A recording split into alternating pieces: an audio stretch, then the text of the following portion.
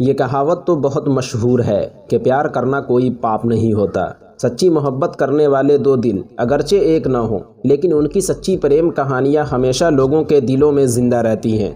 इतिहास के पन्नों में कई ऐसी प्रेम कहानियाँ मौजूद हैं कि जब बात आती है इश्क, प्यार और मोहब्बत की तो लोग उसकी मिसाल देते हैं। प्यार करना कोई पाप नहीं, ये बात अपनी जगह बिल्कुल सत्य है, लेकिन प्यार में किसी मासूम को कत्ल कर देना एक महापाप है। जी हाँ, इस वीडियो में हम आपको एक ऐसे कत्ल के बारे में बताएंगे जिसे सुनकर आपकी रूह कांप जाएगी कि क्या कोई इंसान इस हद तक गिर सकता है कि अपने दो पल की खुशी और मोहब्बत को पाने के लिए किसी मासूम का कत्ल कर दे। कहते हैं कि हर कत्ल के पीछे कोई न कोई वजह जरूर होती है, लेकिन कत्ल की ये कहानी बिल्कुल अलग है। जिसका कत्ल हुआ उसका कातिल से दूर दूर तक कोई लेना देना नहीं था, फिर भी उसकी हत्या कर दी जाती है। कत्ल की एक ऐसी कहानी जिसमें प्यार को पाने के लिए इंसानियत का खून कर दिया गया। मगर कहानी शुरू करने से पहले आपसे एक छोटी सी गुजारिश है कि अगर आप चैनल पर नए हैं तो वीडियो पसंद आने की सूरत में चैनल को जरूर सब्सक्राइब करें, क्योंकि इस चैनल पर हम इसी तरह रहस्य, रोमांच और क्राइम से रिलेटेड सच्ची कहानियां लेकर आते रहते हैं। तो चलिए वीडियो की शुरुआत करते हैं।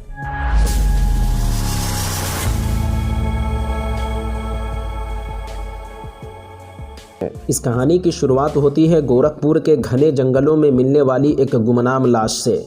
उत्तर प्रदेश के गोरखपुर शहर में इंजीनियरिंग कॉलेज के पास एक कमलेशपुरी नामक कॉलोनी है। इस कॉलोनी में काफ़ी संख्या में लोग रहते हैं।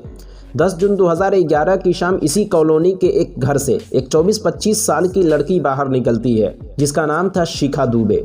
शिखा दुबे घर से निकलने के कई घंटे बाद भी जब घर लौटकर वापस नहीं आती, तब शिखा के घर वाले जगह जगह उसकी तलाश शुरू कर देते हैं। शिखा की तलाश में उसके परिवार के लोग उस लड़के के घर तक पहुंच जाते हैं जिस लड़के से शादी के लिए शिखा जिद पर अड़ी हुई थी। 26 वर्षीय दीपू के घर जाने के बाद शिखा के परिवार वालों को पता चलता है कि शिखा का आशिक यानी दीपू भी घर से गायब है, जिसके बाद शिखा के परिवार वाले दीपू पर आरोप लगाते हुए पुलिस में शिकायत दर्ज कर देते हैं। शिखा के लापता होने के अगले दिन यानी 11 जून की सुबह शहर के सिंघारिया इलाके के जंगलों में एक गुमनाम लड़की की लाश मिलती है। लाश को देखने के बाद उसकी कद काठी देख पुलिस को शक होता है कि कहीं ये लाश लापता शिखा दुबे की तो नहीं। फौरन पुलिस शिखा दुबे के घर वालों को खबर भेजती है। कहते हैं कि शिखा के घर वाले लाश को देखते ही चीखने चिल्लाने लगते हैं, क्योंकि ये मिलने वाली गुमनाम लाश किसी और की नहीं बल्कि शिखा की ही थी।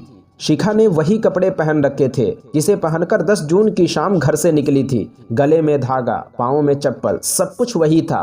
कद काठी भी शिखा जैसी ही थी, लेकिन जो चीज पहचान में नहीं आ रही थी वो था उसका चेहरा, क्योंकि लाश के चेहरे को बुरी तरह कुचल दिया गया था। लाश की पहचान होते ही शिखा के परिवार वालों ने कहा कि मेरी बेटी का कातिल कोई और नहीं बल्कि दीपू यादव ही है। गोरखपुर पुलिस ने फौरन गुमशुदगी की रिपोर्ट को धाराओं में तब्दील कर दिया और हत्यारे की तलाश शुरू कर दी।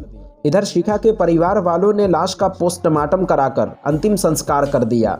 शिखा के परिवार के साथ साथ समाज के दूसरे लोग भी आरोपी को जल्द से जल्द गिरफ्तार करने की मांग करने लगे। पुलिस के आला अधिकारी शिखा के परिवार के साथ साथ दीपू यादव के कई दोस्तों से सख्ती के साथ पूछताछ की। तब जाकर दीपू के एक दोस्त ने बताया कि दीपू इस वक्त यूपी के सोनभद्र में हो सकता है। पुलिस आरोपी के फोटो के सहारे पूछताछ करते हुए सोनभद्र तक पहुंच गई। पुलिस सादा ड्रेस में पूछताछ करती हुई एक घर के दरवाजे पर पहुंचती है। दरवाजा खटखटाती है, जिसके बाद एक लड़की दरवाजा खोलती है, लेकिन उस लड़की को देखते ही पुलिस वालों की आंखें फटी की फटी रह जाती हैं। पुलिस वालों को यकीन ही नहीं हो रहा था कि वो क्या देख रहे हैं, क्योंकि वो लड़की कोई और नहीं बल्कि मरी हुई शिखा दुबे थी। जिसके बाद कमरे के अंदर पुलिस की मुलाकात दीपू यादव से भी हो जाती है। अब पुलिस के मन में जो सवाल चल रहा था वो ये कि जब शिखा यादव जिंदा है तो फिर मरने वाली लड़की कौन थी। इस पहेली को सुलझाने के लिए पुलिस दीपू और शिखा यादव से पूछताछ करती है और तब सामने आती है जिंदा मुर्दा इश्क की दिल दहला देने वाली खौफनाक सच्चाई। शिखा और दीपू ने बताया कि इस अपराध में उन दोनों के अलावा इस प्लान के मास्टरमाइंड 2 और लोग शामिल हैं, जिसमें सबसे अहम दीपू का एक दोस्त सुग्रीव है जो ट्रांसपोर्ट का कारोबार करता है। उसकी कई सारी गाड़ियां चलती हैं। दीपू ने बताया कि हम दोनों ने सुग्रीव और उसके खलासी के साथ मिलकर ही इस साजिश को अंजाम दिया था। दीपू और शिखा ने पुलिस को बताया कि हम दोनों एक दूसरे से बेहद प्यार करते हैं, वहीं हम दोनों एक दूसरे से मिलते भी थे, जिस पर मोहल्ले के लोगों को शक होने लगा। शिखा ने कहा कि जब इसके बारे में हमारे परिवार को जानकारी हुई तो सबसे ज्यादा विरोध मेरे पिता ने किया था। उन्होंने साफ साफ कह दिया था कि चाहे कुछ भी हो जाए उस लड़के से तुम्हारी शादी किसी सूरत में नहीं हो सकती, और अगर ऐसा हुआ तो सब लोग मेरा मरा हुआ मुंह देखोगे। ऐसे में हम दोनों परेशान हो गए थे, इसीलिए घर वालों को बिना बताए 18 अप्रैल 2011 को एक मंदिर में जाकर शादी कर ली। शादी के बाद हम दोनों अपने अपने घर चले गए।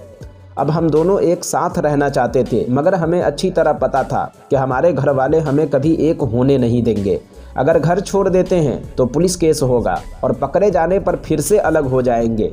तब दीपू के दोस्त सुग्रीव ने कहा कि हमारे दिमाग में एक ऐसा आइडिया है कि जिससे सांप भी मर जाएगा और लाठी भी नहीं टूटेगी। सुग्रीव ने कहा कि काम के सिलसिले में उसका सोनभद्र आना जाना लगा रहता है। सोनभद्र में पूजा नाम की एक शादीशुदा लड़की है जिसकी उम्र 25 से 26 साल है। पूजा बिल्कुल शिखा जैसी ही दिखती है, दुबली पतली, कद काठी, सब कुछ शिखा जैसी ही है। पूजा बहुत ही गरीब परिवार से है। उसकी एक 3 साल की बेटी भी है। नौकरी के सिलसिले में वो हमसे एक बार मिल भी चुकी है। तब दीपू ने कहा कि इस पूजा से हमारा क्या लेना देना। इस सवाल पर सुग्रीव ने कहा कि तुम शिखा को मार दो। शिखा को मार दो? दीपू ने चौंक कर बोला, क्या मतलब है तुम्हारा? तब सुग्रीव ने अपने दिमाग में आए हुए शैतानी खेल के बारे में बताया कि पूजा को मारकर उसे शिखा यादव का नाम दे दो, फिर उसके घर वाले उसका अंतिम संस्कार करने के बाद शिखा को हमेशा हमेशा के लिए भूल जाएंगे और इस तरह तुम एक नए नाम और नई पहचान के साथ अपनी जिंदगी की शुरुआत कर देना। सारी प्लानिंग के बाद सुग्रीव ने पूजा को 3000 रुपये एडवांस भी दिया और नौकरी का झांसा देकर अपने ट्रक में बैठाकर गोरखपुर के घने जंगलों की तरफ ले आया। सुग्रीव ने दीपू को फोन कर उसे भी बुला लिया। फिर दीपू और सुग्रीव ने पूजा का गला दबाकर उसकी हत्या कर दी। 10 जून 2011 की शाम शिखा यादव कहीं और नहीं बल्कि इसी साजिश को अंजाम देने के लिए गोरखपुर के जंगल में गई थी। शिखा यादव ने मरी हुई पूजा के सारे कपड़े उतारकर उसे अपने कपड़े पहना दिए। शिखा यादव ने अपने बदन के हर चीज को उतार कर पूजा को पहना दिया। फिर एक पत्थर से पूजा के चेहरे पर मार मार कर बुरी तरह उसके चेहरे को बिगाड़ दिया ताकि चेहरा पहचान में ना आ सके, और इस तरह मरी हुई पूजा को शिखा का रूप देकर सभी अलग अलग निकल जाते हैं। सुग्रीव और उसका खलासी पूजा की लाश को जंगल के किनारे जानबूझकर छोड़ देता है ताकि ये लाश शिखा के घर वालों तक पहुंच जाए, और इस तरह शिखा और दीपू सुग्रीव के कहने पर अपनी नई पहचान के साथ जिंदगी काटने लगता है। इस पूरे ब्लाइंड मर्डर मिस्ट्री को पुलिस ने 21 जून को खुलासा किया था।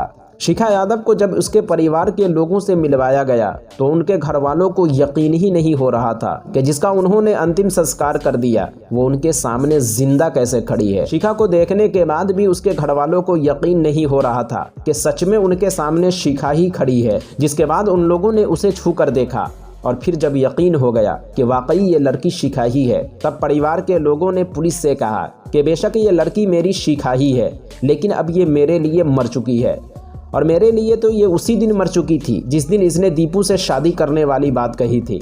जिसके बाद पुलिस ने इस केस के 4 मुजरिमों शिखा, दीपू, सुग्रीव और खलासी बलराम को गिरफ्तार कर उसे जेल भेज दिया। लेकिन अफसोस उस पूजा का जो गरीबी में अपनी 3 साल की मासूम बच्ची को छोड़कर गोरखपुर आ गई और बिना किसी कसूर और दुश्मनी के मौत की नींद सो गई। अफसोस इस बात का कि प्यार को पाने के लिए 2 लोगों ने खुद के बजाय उस मासूम पूजा की कुर्बानी दे दी। लेकिन कहते हैं कि जिस मोहब्बत को पाने के लिए उन्होंने एक मासूम का गला घोंट दिया वो मोहब्बत कभी परवान न चढ़ सकी, क्योंकि 1 साल बाद जब दोनों जमानत पर छूट कर बाहर आए तो दोनों एक दूसरे से तलाक लेकर अलग हो गए। शायद जेल की काल कोठरी और यातनाओं ने उन्हें जिंदगी का असल मकसद समझा दिया था। तो दोस्तों, कैसी लगी प्यार के नाम पर नफरत फैलाने वाले 2 प्रेमियों की दिल दहला देने वाली कहानी? कमेंट बॉक्स में ज़रूर बताना। और इसी तरह की इंटरेस्टिंग फैक्ट और इस दुनिया से जुड़ी अजीबो गरीब मालूमात देखने और सुनने के लिए हमारे चैनल को ज़रूर सब्सक्राइब करना। मिलते हैं एक और नई वीडियो के साथ, जब तक के लिए अपना ख्याल रखना।